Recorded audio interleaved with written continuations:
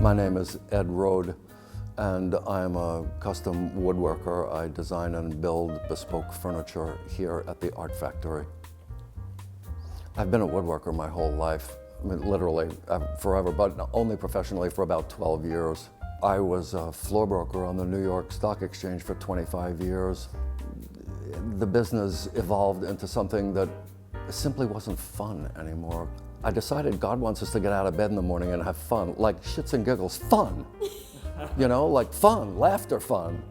And I said, I want to do what I love to do, and that's build furniture. I had a studio in Fairfield, and I had been working all by myself for a long time, well, 8 years or something like that, and I wanted to work with other people that, you know, did the same sort of thing that I did, because I was looking for the collegial atmosphere, and the Art Factory sounded good, and sure enough, it fits the bill.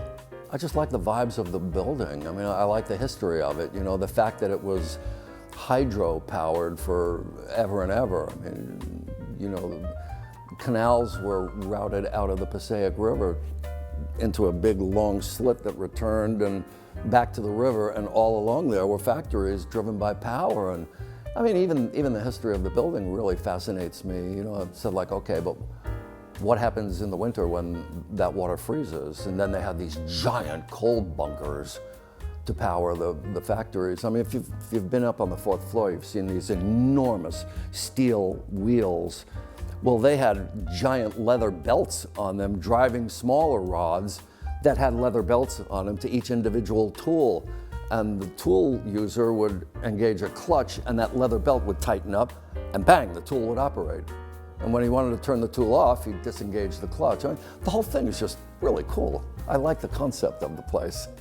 These old artisans that did the work building this place, I have a big respect for them. They were very bright. They didn't have today's technical tools.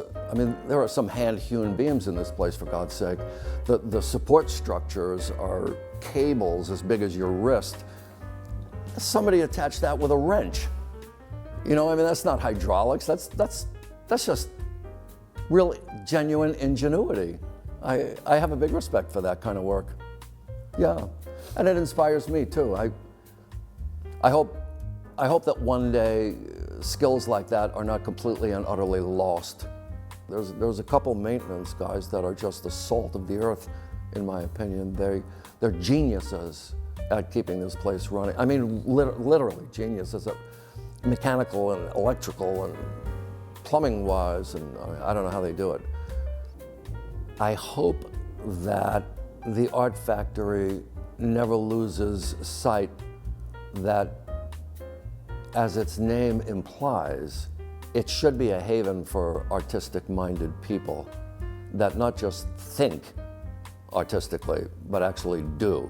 They make artistic ventures, as opposed to, I hope it doesn't devolve into simply a wedding venue and a bar mitzvah venue. I hope it maintains its Art Factory heart.